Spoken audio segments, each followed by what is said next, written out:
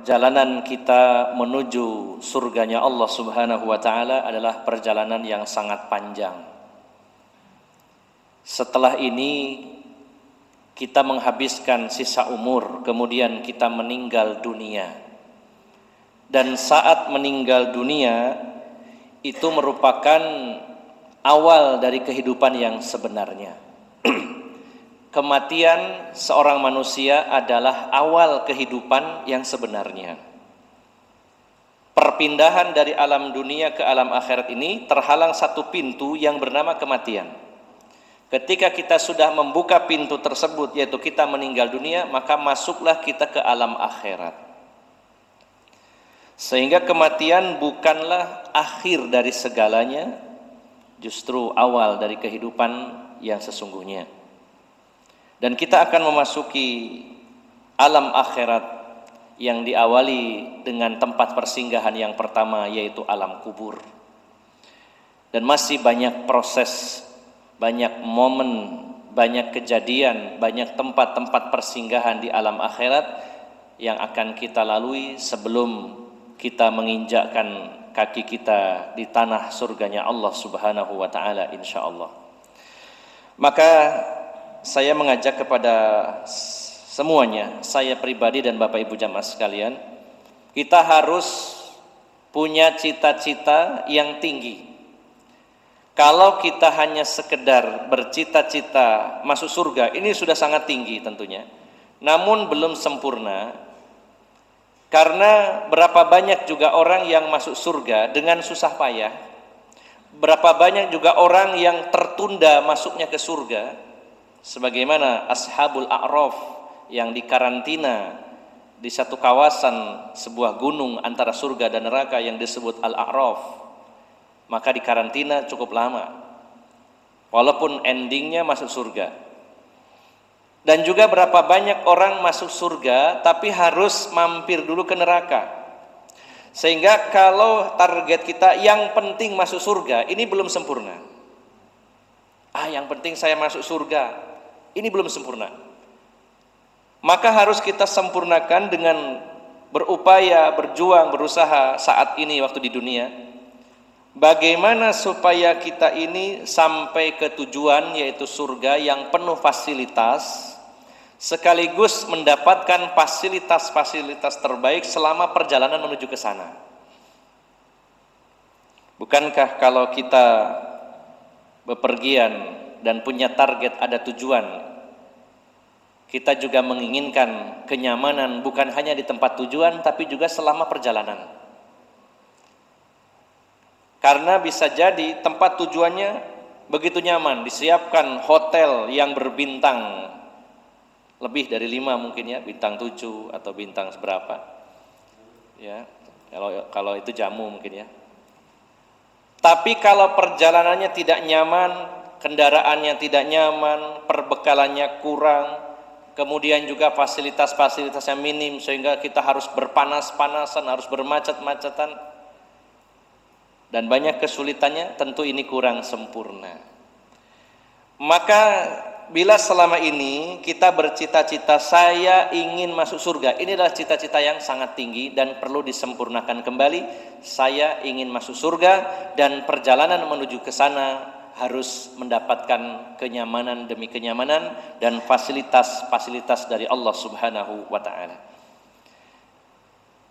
Bapak Ibu jamaah sekalian yang dimuliakan Allah Subhanahu wa Ta'ala, dan satu hal yang ingin saya tekankan pada kajian yang singkat pada malam hari ini, yaitu bekal utama jangan sampai tertinggal.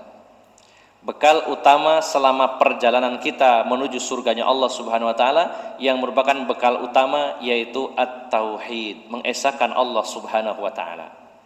Ini harus deal, harus final dulu bahwa kita menjadi seorang ahlut tauhid, mengesahkan Allah Subhanahu wa Ta'ala. Karena ini modal utama untuk sampai ke surga. Bukankah Allah Subhanahu wa Ta'ala telah menyatakan di antaranya dalam surat Al-An'am ayat 82, alladzina amanu wa lam yalbisu imanahum bizulmin ulaika lahumul amnu wa hum muhtadun. Dan orang-orang yang beriman dan memurnikan iman mereka, tidak mencampur adukan iman mereka, tauhid mereka dengan kesyirikan, dengan kezaliman yang terbesar yaitu syirik, dengan kemungkaran yang paling mungkar yaitu syirik. Mereka orang yang beriman, bertauhid, memurnikan tauhidnya dan tidak berbuat syirik, mereka mendapatkan fasilitas yaitu ulaika lahumul amnu, mereka aman dari siksa Allah Subhanahu wa taala, wa hum muhtadun, dan mereka mendapatkan hidayah, petunjuk, arahan sehingga sampai ke dalam surganya Allah Subhanahu wa taala. Maka modal utama harus kita siapkan dulu. Nanti yang lainnya menyusul. Yang paling prioritas adalah bagaimana supaya kita menjadi seorang ahlut tauhid. Bukankah juga fasilitas awal saat kita meninggal dunia, kalau kita ingin husnul khotimah, salah satu dari tanda husnul khotimah, bisa kita merujuk kepada hadis-hadis Nabi SAW yang dikumpulkan oleh para ulama.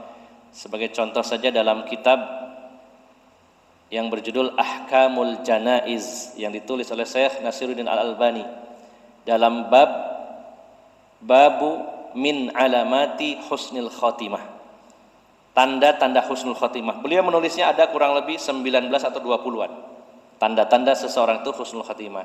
Dan tanda pertama seseorang yang husnul khotimah adalah an-nutqu bisyahadah, meninggal dengan mengucapkan la ilaha illallah. Bukankah Rasulullah telah bersabda, man akhiru kalamihi la ilaha illallah dakhalal jannah. Barang siapa yang akhir ucapannya sebelum meninggal dunia adalah kalimat la ilaha illallah, maka dia masuk surga. Ini modal utama. Bahkan ketika meninggal dunia, kita bisa memesannya dari sekarang, mau meninggal model gimana? Apakah husnul khotimah atau na'udzubillah su'ul khotimah? Maka bekal utamanya tauhid, yaitu kalimat la ilaha illallah. Memasuki alam kubur, orang-orang yang memiliki keteguhan ketika didatangi dua malaikat munkar dan nakir, dua makhluk Allah yang belum pernah bertemu dengan kita sama sekali, yang Rasulullah jelaskan, yang satu berwarna hitam legam, yang satunya berwarna biru pekat, yang suaranya menggelegar, yang kata-katanya begitu tegas, sementara kita sendirian di alam kubur. Nggak ada ceritanya orang meninggal itu rombongan dalam satu kloter. Walaupun meninggalnya barengan kena bencana alam, tapi di alam akhirat, waktu di alam kubur sendiri-sendiri. Dan kesendirian tentu akan membuat suasana semakin mencekam. Kalaupun suasana yang berat, bila bersama-sama lebih ringan. Kalau saja di alam kubur itu kita didatangi dua malaikat, sementara kita rombongan 20 orang, malaikatnya cuma 2, kita 20 orang. Tapi ternyata kita di alam kubur sendirian. Didatangi dua malaikat yang baru kali itu bertemu dengan kita, dan secara naluri manusia itu akan sangat takut, gemetar, akan goncang. Ini siapa? Kita sedang sendirian. Baru saja di alam kubur kita mengalami kegelapan, kemudian juga dihimpit di alam kubur. Setiap orang mukmin ataupun non muslim atau kafir atau orang anak kecil maupun dewasa akan mengalami yang namanya kegelapan di alam kubur, walaupun nanti ada yang diterangi oleh Allah Subhanahu wa taala. Rasulullah menyatakan, innal qabra mamlu'atun zulmatan ala ahliha. Sesungguhnya alam kubur itu penuh dengan kegelapan bagi ahli kuburnya. Dan juga ada dommatan atau dommatul qabr, yaitu himpitan alam kubur. Sudah gelap, dihimpit, walaupun orang-orang beriman akan diterangi oleh Allah dan akan dilebarkan, namun akan mengalami masa di mana kuburan itu gelap dan dihimpit. Dan juga akan didatangi dua malaikat. Maka di sini Bapak Ibu jamaah sekalian, kita membutuhkan keteguhan hati. Dalam situasi apapun, ketenangan, keteguhan hati ini dibutuhkan. Dan ternyata siapa orang yang diteguhkan hatinya saat di alam kubur? Allah berfirman di dalam surat Ibrahim, surat yang ke-14 ayat 27, yusabbitullahu alladhina amanu bil qawli tsabiti fil hayatid dunya wa fil akhirah. Dan Allah akan meneguhkan orang-orang beriman di dunia dan di akhirat dengan apa? Dengan qaulus tsabit, ucapan yang teguh. Dan ayat ini ditafsirkan sendiri oleh Kanjeng Nabi Muhammad sallallahu alaihi wasallam. Beliau mengatakan bahwa qaulus tsabit huwa kalimatu la ilaha illallah. Ucapan yang teguh itu adalah ucapan la ilaha illallah. Maka orang-orang yang bertauhid waktu di dunianya, orang yang memegang la ilaha illallah, Allah akan teguhkan hatinya saat didatangi dua malaikat tadi. Dan ini sangat menentukan sekali Bapak Ibu jamaah sekalian. Bila seseorang itu teguh, tenang, dan bisa menjawab dengan lugas, ini pertanda kebaikan setelahnya lebih baik lagi. Sebagaimana sering saya sampaikan hadis dari Hani Maula Utsman, dari sahabat Utsman bin Affan, di mana beliau seringkali menangis saat mengantar jenazah ke pemakaman. Bahkan suatu ketika kaum muslimin menggotong jenazah ke pemakaman, pulangnya menggotong sahabat Utsman karena pingsan. Dan kita jarang ya menemui kejadian ada orang ngantar jenazah sampai pingsan. Menangis, pingsan.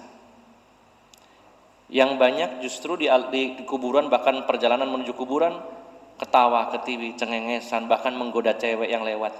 Ya. Banyak yang seperti itu. Maka sahabat Utsman menangis. Dan ditanya orang-orang, kenapa wahai sahabat Utsman engkau menangis ketika melihat kubur? Diceritakan tentang surga, tentang neraka, engkau tidak sampai menangis seperti ini. Kata beliau, sami'tu Rasulullah sallallahu alaihi wasallam, saya mendengar Rasulullah bersabda, innal qabra awwalu manzilin min manazilil akhirah, faman naja minhu fama ba'dahu aisaru minhu, wa man lam yaju minhu fama ba'dahu asyaddu minhu. Sesungguhnya alam kubur adalah persinggahan pertama di alam akhirat sebelum persinggahan yang lain. Barang siapa yang selamat di alam kubur, setelahnya akan lebih mudah. Dan siapa yang tidak selamat di alam kubur, setelahnya akan lebih sulit lagi. Maka orang yang diberi keteguhan di alam kubur adalah orang yang bertauhid, yaitu yang memiliki tadi qaulus tsabit, ucapan yang teguh, kalimat la ilaha illallah. Kemudian juga saat peristiwa hisab, ketika kita dihisab, dalam hadis Aisyah radhiyallahu anha, ada dua fasilitas ketika dihisab. Ini selain fasilitas yang kelas VIP, masuk surga tanpa hisab ada. Tapi yang dihisab ada dua pilihan fasilitasnya. Yang pertama disebutkan dalam hadis yang disebut al-arad, yang kedua al-munaqashah. Al-arad yaitu Allah akan menghisab seorang mukmin, Allah berkholwat, berdua-duaan saja dengan orang mukmin tersebut, tidak dibuka di hadapan umum. Dan arad secara bahasa artinya Allah akan memaparkan catatan amal kita, terutama Allah akan mendahulukan menampakkan dosa-dosa kita dulu. Rasulullah menjelaskan ketika ditanya oleh Aisyah, bagaimana hisabnya yang mudah itu, hisab yasiro itu seperti apa? Kata Rasulullah, yaitu dengan model arad, al-arad, dipaparkan amal-amal seorang mukmin. Dan Allah akan berikan kejutan dengan cara memaparkan dosa-dosanya dulu. Ditanya oleh Allah, Mas, tanggal sekian, bulan ini, tahun ini, jam sekian, di tempat ini, sampean melakukan dosa ini ya? Kata hamba, iya wahai ya Robbi, saya mengakui saya melakukan itu. Terus kita lihat lagi, nah tanggal sekian lagi, hari ini, bulan ini, jam sekian, di titik koordinat ini, di tempat ini, kamu melakukan dosa ini ya? Oh, iya, terus begitu. Sampai si hamba itu merasa, wah kayaknya saya ini celaka ini. Kayaknya saya celaka ini, saya binasa. Maka tiba-tiba Allah menutup catatan amalnya, sudah, saya ampuni semua dosamu, dan saya anggap kamu tidak berbuat apa-apa, lewat. Ya. Ini adalah hisab yang mudah. Maka setelah proses hisab itu beda dengan orang-orang yang tidak beriman kepada Allah dengan sistem munaqasyah, yaitu diinterogasi secara mendetail. Ya. Kemudian juga disidang di hadapan makhluk-makhluk Allah Subhanahu wa taala, dibuka semua kesalahannya. Dan saat itu lisan tidak bisa berbicara. Al-yauma nakhtimu ala afwahihim wa tukallimuna aydihim wa tashhadu arjuluhum bima kanu yaksibun. Pada hari di mana lisan-lisan dikunci. Kalau lisan bisa berbohong, maka dikunci oleh Allah Subhanahu wa taala. Lalu tangan-tangan mereka yang berbicara, kaki-kaki mereka yang menjadi saksi dengan apa yang telah mereka perbuat. Dan juga bahkan dalam ayat yang lain Allah menyatakan, wa yauma yuhsyaru a'da'ullahi ilan nari fahum yuza'un hatta idza ma ja'uha syahida alaihim sam'uhum wa absaruhum wa juluduhum bima kanu ya'malun. Akan dijadikan saksi pendengaran mereka, penglihatan mereka, bahkan kulit mereka. Sampai-sampai yang disidang mengatakan lima syahidtum alaina, kenapa kulit bisa menjadi saksi bagi kami? Maka kulit akan menjawab, qalu antaqanallahu alladzi antaqa kulla syai'. Allah lah yang bisa membuat apapun bisa berbicara, termasuk kami kulit bisa berbicara. Bahkan tidak cukup itu, yang jadi saksi bumi yang pernah dipijak ketika seseorang melakukan dosa. Allah menyatakan, yauma idzin tuhadditsu akhbaraha bi anna rabbaka auhalaha. Pada hari itu bumi akan berbicara, mengabarkan berita-berita. Kata Rasulullah dalam hadis menjelaskan ayat ini, bahwa bumi akan mengatakan bahwa si fulan pada tanggal sekian hari ini, bulan ini, tahun sekian, jam sekian, di titik ini, di punggungku, di punggung bumi ini, dia melakukan dosa ini. Akan jadi saksi. Maka Bapak Ibu jamaah sekalian, saat proses hisab itu kemudian ada penimbangan amal-amal baik kita dan amal buruk kita. Ada di antara manusia yang amal baiknya itu lebih ringan, lebih banyak keburukannya, jomplang. Maka ada satu fasilitas lagi yang disebutkan di dalam hadis Nabi sebagai bitokoh, yaitu secara bahasa bitokoh artinya kartu sakti. Kalau sekarang di dunia ini ada yang namanya KIP, Kartu Indonesia Pintar, supaya sekolah dapat fasilitas atau kemudahan, mungkin diskon atau bahkan digratiskan. Ada lagi yang namanya KIS atau KIS, Kartu Indonesia Sehat. Mungkin kalau kartu untuk pengangguran itu jadi udah pandai dulu. Yang katanya pengangguran dapat gaji nanti. Nggak jadi ya? Belum. Apa itu kartu tenaga kerja? Prakerja, ya. Jadi apa enggak Pak itu Pak? Enggak jadi ya.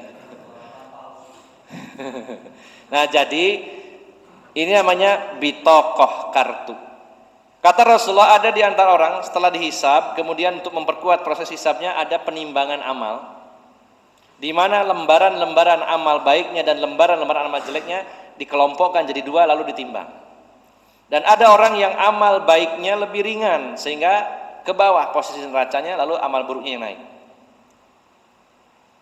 Maka Allah Subhanahu wa taala memberikan kartu, dalam hadis bukan bitokoh, dilemparkan di sisi neraca amal kebaikannya, ya, yang ringan tadi naik ya, ini keburukan lebih berat, ini kebaikannya.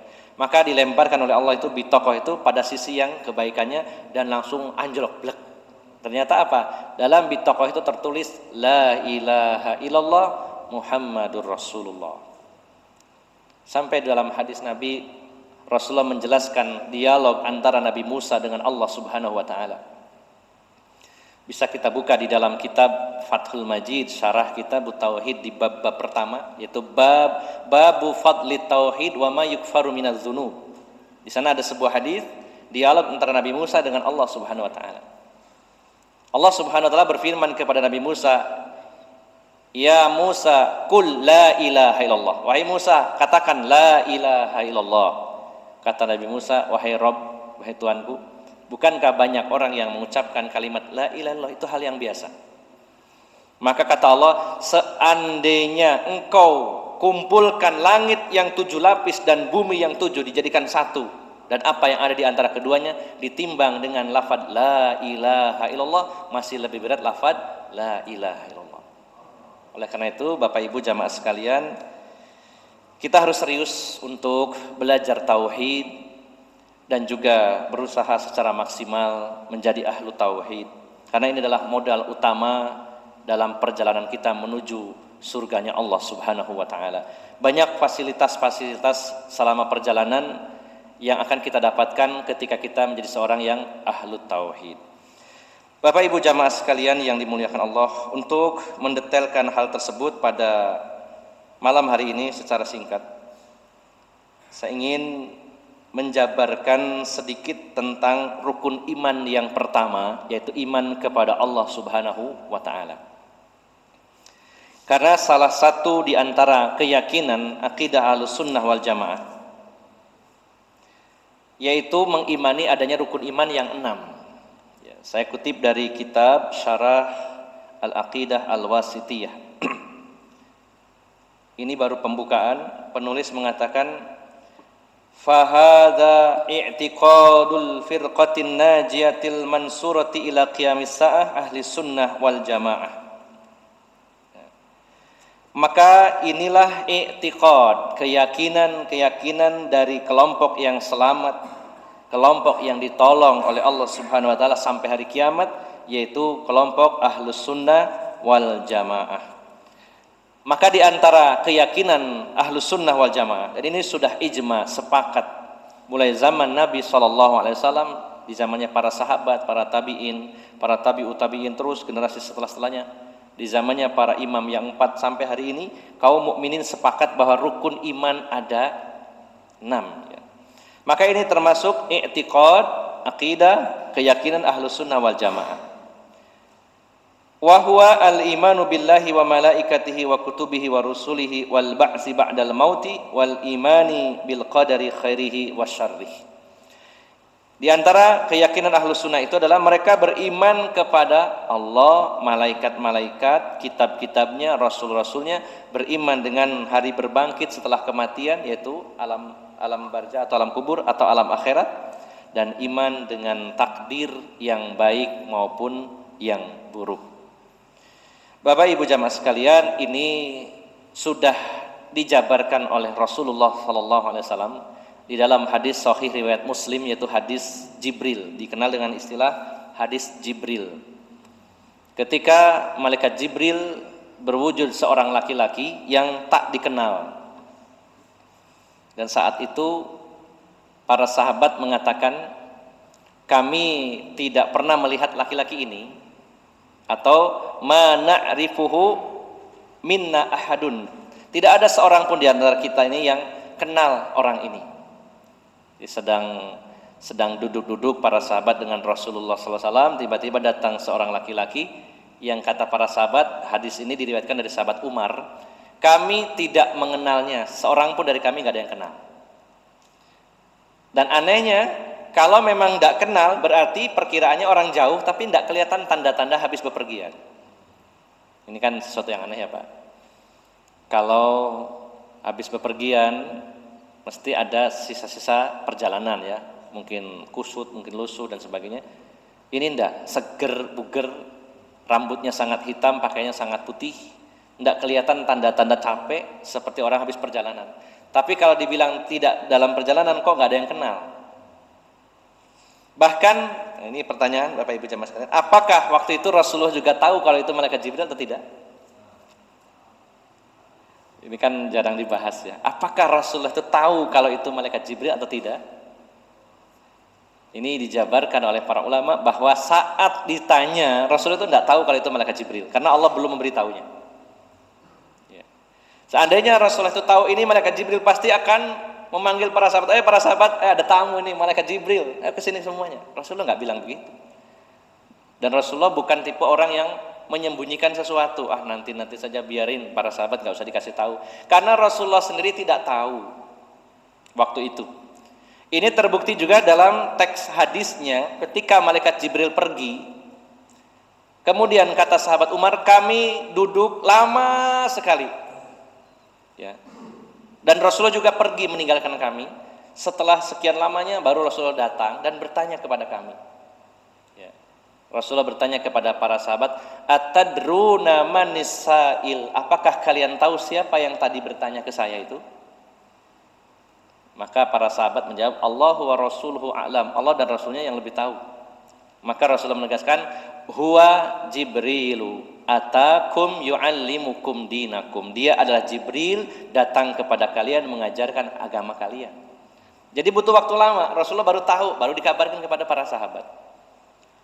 Harusnya kalau Rasulullah tahu, walaupun mungkin saat datangnya gak ngasih tahu, begitu pergi, tadi yang barusan itu Jibril loh ya. Ternyata enggak. Lama, butuh waktu lama. Karena dalam hadisnya sahabat Umar mengatakan, fajalastu maliya, saya dan para sahabat yang lain duduk lama sekali nunggu sampai Rasulullah pergi dan baru datang lagi, baru mengabarkan yang tadi itu malaikat Jibril. Ya. Dan Rasulullah juga tidak tahu kalau tidak diberitahu oleh Allah Subhanahu Wa Taala. Dan dalam hadis itu malaikat Jibril tidak mengatakan, wahai Rasulullah, aku Jibril loh, enggak ada. Tiba-tiba langsung datang, nempelkan lututnya di lututnya Rasulullah dan menaruh tangannya di atas pahanya dan bertanya tentang 4 perkara. Ya, tapi Rasulullah juga tidak terlalu banyak bicara, langsung to the point, ditanya jawab, tanya jawab. Enggak sampai lapor, takut kok nanya-nanya gitu ya. Enggak sampai seperti itu. Langsung dijawab, kamu nanya gitu ya. Enggak usah nanya, langsung dijawab. Nah, pertanyaan kedua ditanyakan, fa'akhbirni anil iman, beritahukan kepadaku apa itu iman. Maka Rasulullah dengan tegas menjawab, al imanu ya an tu'mina billahi wa malaikatihi wa kutubihi wa rusulihi ya wal yaumil akhir wa tu'mina bil qadari khairihi wasyarri. Iman itu adalah engkau beriman kepada Allah, malaikat-malaikatnya, kitab-kitabnya, rasul-rasulnya, beriman kepada hari akhir dan beriman dengan takdir yang baik maupun yang buruk.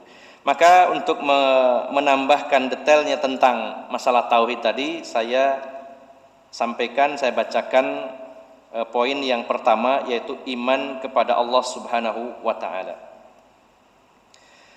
Bapak Ibu jamaah sekalian, sebagian besar manusia atau kebanyakan orang memaknai iman itu dengan at-tasdiq, membenarkan. Maka di sini dijelaskan bahwa kalimat itu belum sempurna ya. Karena yang namanya iman yaitu betul-betul meyakini dalam hati ya. Kemudian setelah itu membenarkan semua berita yang datangnya dari yang diimani tadi. Kalau kita beriman kepada Allah, yakin, membenarkan dan juga membenarkan semua berita khabar yang datang dari Allah Subhanahu wa Ta'ala. Kemudian juga bukti iman adalah mau diatur oleh Allah Subhanahu wa Ta'ala. Bukan hanya membenarkan, tapi lengkap. Ya, membenarkan, mengikrarkan dalam hati, dalam lisan dan dalam perbuatan, yaitu dengan cara tunduk dan patuh kepada Allah Subhanahu wa Ta'ala. Ini makna iman. Kemudian wal imanu billah yatadammanu arba'atu umur. Iman kepada Allah mengandung 4 perkara. Nah, ini yang harus kita ketahui. 4-4-nya harus kita miliki. Kalau kita beriman kepada Allah, maka harus terkandung 4 perkara. Yang pertama, al-imanu biwujudihi subhanahu wa ta'ala. Yang pertama, beriman, membenarkan dan percaya akan adanya Allah Subhanahu wa ta'ala. Yang kedua, al-imanu birububiyatihi ay al-infiradu birrububiyah. Yang kedua, beriman, membenarkan, percaya dengan kerububiyahan Allah, dengan af'alullah, perbuatan-perbuatan Allah, yaitu menyendirinya Allah dalam perbuatan-perbuatannya. Jadi maksudnya ada perbuatan-perbuatan yang dilakukan oleh Allah Subhanahu wa Ta'ala, yang mana perbuatan itu tidak mampu dilakukan siapapun kecuali oleh Allah saja. mengesahkan dalam perbuatan Allah, ini termasuk ar-rububiyah tadi. Seperti menciptakan. Tidak ada yang sanggup melakukannya kecuali Allah Subhanahu wa ta'ala. Kalaupun manusia mengistilahkan kata menciptakan tapi bukan hakikat.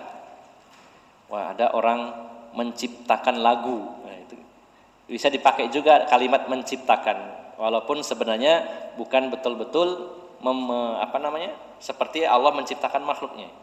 Hanya lebih tepatnya mungkin membuat sebuah karya atau mengarang atau lain-lainnya. Menciptakan apalagi ya? Menciptakan robot. Ya. Nah, ini sering dipakai istilah itu. Namun pada hakikatnya menciptakan itu adalah perbuatan Allah Subhanahu wa ta'ala yang tidak mampu dilakukan kecuali oleh Allah Subhanahu wa ta'ala. Menghidupkan, mematikan, mengatur alam semesta, memberi rizki, menimpakan sakit, mengangkat penyakit, ini adalah af'alullah, perbuatan-perbuatan Allah. Maka setelah meyakini adanya Allah, kita harus yakin bahwa perbuatan-perbuatan ketuhanan hanya dilakukan oleh Allah saja dan yang lain tidak mampu. Ini yang kedua. Yang ketiga, al-imanu winfiradihi bil uluhiyah, yaitu iman dengan mengesahkan Allah dalam peribadatan, dalam penyembahan. Hanya menyembah dan beribadah, menghambakan diri kepada Allah Subhanahu wa ta'ala. Dan yang keempat, al-imanu bi asma'ihi wa sifatihi, beriman dengan nama-nama Allah dan sifat-sifatnya Allah. La yumkinu an yatahaqqaqal imanu illa bidzalik. Dan iman tidak akan sempurna kecuali bila mengandung empat-empatnya, harus empat-empatnya. Dikatakan di sini, faman lam yu'min biwujudillah falaysa bimu'min. Siapa yang tidak percaya dengan adanya Allah, maka dia tidak dikatakan seorang mukmin. Ini yang paling parah ya. Keberadaan Allah saja dia tidak percaya. Seperti nun sewu, orang-orang ateis tidak percaya Tuhan. Sesuai namanya, tidak, teis artinya Tuhan. Tidak percaya Tuhan, tidak percaya adanya Allah Subhanahu wa ta'ala. Maka orang yang tidak percaya adanya Allah jelas laisa bimu'min, bukan orang beriman. Dan ini sebenarnya bertentangan dengan fitrah dan naluri manusia. Nanti akan dijelaskan sedikit di belakang. Jadi orang yang tidak percaya dan tidak beriman dengan adanya Allah, maka bukan orang beriman. Wa man amana biwujudillahi la binfiradihi birrububiyah falaisa bimu'min. Siapa yang beriman, percaya dengan adanya Allah, dia yakin Allah itu ada. Allah itu ada. Tuhan itu ada. Tapi dia tidak mengesahkan dalam perbuatan-perbuatan ketuhanan tadi. Dia masih meyakini bahwa di alam semesta ini ada kekuatan-kekuatan lain yang juga terlibat dalam perbuatan-perbuatan yang harusnya hanya dilakukan oleh Allah. Dia percaya, oh Allah itu ada, Tuhan itu ada, tapi berbagi dengan yang lainnya. Ya. Artinya berkolaborasi, gitu ya. Bukan hanya Allah satu-satunya. Ya, ini ada bagian yang menciptakan, ya, ini ada yang bagian memelihara, ini bagian ngerusak. Nah, itu contohnya begitu ya. Yang satunya menciptakan, setelah sudah jadi dirawat, dilus-lus, dirusak, hancur, bikin lagi, gitu ya. Jadi banyak diantara keyakinan manusia yang percaya adanya Tuhan tapi tidak mengesahkan dalam perbuatan-perbuatannya. Meyakini bahwa dalam hal penciptaan, pengaturan alam semesta ini ada yang lain selain Allah Subhanahu wa ta'ala. Ada kekuatan-kekuatan lain di alam ini yang ikut juga mengatur alam semesta, bukan satu-satunya Allah. Padahal kita meyakini dalam surat Al-Fatihah, alhamdulillahi rabbil alamin. Segala puji bagi Allah, Rabb, pemelihara semesta alam ini, satu-satunya, nggak ada yang lain.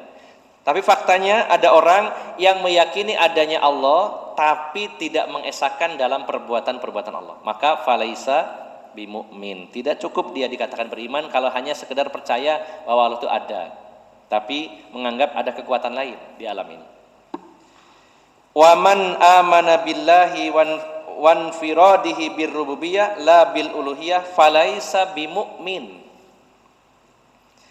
Ada orang yang beriman kepada Allah, yakin adanya Allah, terus juga mengesahkan Allah dalam perbuatan-perbuatannya. Dia yakin bahwa yang menciptakan cuma Allah, yang menghidupkan juga cuma Allah, nggak ada yang lain. Yang mematikan cuma Allah, yang memberi rezeki cuma Allah. Tapi dalam peribadatan dia beribadah kepada yang lainnya selain Allah Subhanahu wa taala, maka juga bukan dikatakan mukmin. Jadi kalau ada orang, saya loh percaya dengan adanya Allah dan saya yakin bahwa sang pencipta itu cuma Allah saja loh, tapi dia menyembah yang lain, belum dikatakan mukmin. Nggak cukup. Bukankah dulu orang-orang musyrikin di Mekah, orang-orang Quraisy, mereka yang menentang Rasulullah SAW, mereka percaya adanya Allah, percaya bahwa yang menciptakan, yang mematikan, yang menghidupkan itu cuma Allah. Tapi Rasulullah tidak mengatakan mereka sudah beriman, bahkan sampai perang melawan mereka. Bahkan ketika mereka ditanya dalam Al-Quran, Allah menyatakan, walain sa'altahum man khalaqas samawati wal ard layakulunallah. Dan sungguh jika engkau wahai Rasulullah sallallahu alaihi wasallam bertanya kepada mereka siapa pencipta langit dan bumi, bertanya kepada orang-orang Mekah yang belum beriman, siapa yang menciptakan langit dan bumi, la yakulunallah, sungguh benar-benar mereka akan menjawab bahwa pencipta mereka adalah Allah, tapi belum dikatakan mukmin karena dalam peribadatan mereka menyembah yang lainnya. Bagaimana Imran, seorang tokoh dari musyrikin Mekah yang melobi Rasulullah SAW karena beliau seorang diplomat, diutus oleh kaumnya untuk menghadap Rasulullah. Rasulullah cuma bertanya, saya ingin tahu Tuhan kalian ada berapa? Wahai orang Mekah, Tuhan kalian ada berapa? Maka Imran ini menjawab, Tuhan kami ada 7. Yang 1 di langit, yang 6 ada di bumi. Ini mewakili yang di atas, yang 1. Ya. Ada Tuhan Latta, Uzza, Manat, Hubal, dan lain-lainnya. Maka dalam keyakinan kami ada 7, yang 1 di langit, yang 6 di bumi. Lalu kata Rasulullah, kalau kalian itu meminta rezeki, mintanya sama yang 6 atau sama yang 1? Ya sama yang 1. Yang 6 itu cuma perantara saja. Kalau kalian itu sakit, minta kesembuhannya kepada yang 6 apa yang kepada yang 1? Ya kepada yang 1. Nah kalau begitu kenapa harus menyembah yang 6? Langsung saja cuma 1, kata Rasulullah. Maka dipikir-pikir, ya juga ya, akhirnya masuk Islam. Di mana Husain, anaknya sudah masuk, kebalik, ini namanya Husain, dan anaknya yang bernama Imran sudah masuk Islam duluan. Akhirnya bapaknya Husain ini masuk Islam. Maka dari sini kita dapat gambaran bahwa kalau orang itu sekedar percaya Allah itu ada, dan yang menciptakan, yang mematikan, yang menghidupkan, yang memberi sakit, menyembuhkan itu hanya Allah, tapi penyembahannya kepada selain Allah, maka tidak cukup dikatakan mukmin. Harus mengesahkan Allah dalam penyembahan. Dan yang terakhir, wa man amana billahi wa infiradihi birrububiyyati wa bil uluhiyyati lakin lam yu'minu bi asma'ihi wa sifatihi falaisa bimu'min. Ada orang percaya bahwa Allah itu ada, kemudian juga meyakini bahwa yang melakukan kegiatan aktivitas ketuhanan juga cuma Allah saja, menciptakan, mematikan, menghidupkan hanya Allah saja, dan juga mereka menyembahnya hanya Allah saja, tidak menyembah yang lainnya, tapi tidak percaya dengan nama-nama dan sifat-sifat Allah, maka juga tidak dikatakan mukmin. Ada sebagian orang yang nggak percaya Allah itu punya nama, punya sifat, maka belum dikatakan seorang mukmin. Oleh karena itu Bapak Ibu jamaah sekalian yang dimuliakan Allah Subhanahu wa taala, maka bagi kita wajib untuk lebih mengenal lebih jauh tentang Allah Subhanahu wa taala. Ya, terbuka bagi kita kajian-kajian yang membahas tentang ma'rifatullah, mengenal Allah Subhanahu wa taala. Bagaimana mungkin kita ini akan menyembah zat yang tidak kita kenal? Bukankah bapak-bapak menikahi seorang wanita, jadi teman hidupnya pasti kenal. Wah, saya dijodohkan Ustadz, nggak kenal. Tapi kan lama-lama jadi kenal, suami istri. Saya itu nikah itu nggak tahu menau, pokoknya kayak kucing dalam karung. Begitu dinikahkan dibuka, loh kok pas ya, seneng aku ya. Pasti setelah itu juga mengenal. Ya. Kita harus mengenal siapa teman kita, mengenal istri kita. Nah, maka bagaimana mungkin kita menyembah sesembahan yang nggak kita kenal? Bagaimana mungkin kita taat terhadap perintahnya, menjauhi larangannya sementara kita tidak kenal? Maka mari kita betul-betul lebih mengenal lebih jauh tentang Allah Subhanahu wa taala. Maka pertanyaan kubur salah satunya adalah man rabbuka, siapa Tuhanmu? Maka orang-orang yang waktu di dunia mengenal secara mendetail begitu dekat dengan Allah Subhanahu wa taala, mereka akan bisa menjawab pertanyaan yang pertama. Oleh karena itu, Bapak Ibu jamaah sekalian, ini sekedar motivasi, sekedar penyemangat bagi saya pribadi dan bagi Bapak Ibu jamaah sekalian untuk lebih dalam lagi mempelajari agama Allah Subhanahu wa taala, terutama lebih jauh lagi ma'rifatullah, mengenal Allah Subhanahu wa taala. Demikian yang bisa saya sampaikan. Semoga bermanfaat dan mohon maaf atas segala kekurangan. Aqulu qawli hadza wa astaghfirullah li wa lakum wa akhiru da'wana anil hamdulillahi rabbil alamin. Subhanakallahumma wa bihamdika asyhadu an la ilaha illa anta astaghfiruka wa atubu ilaik.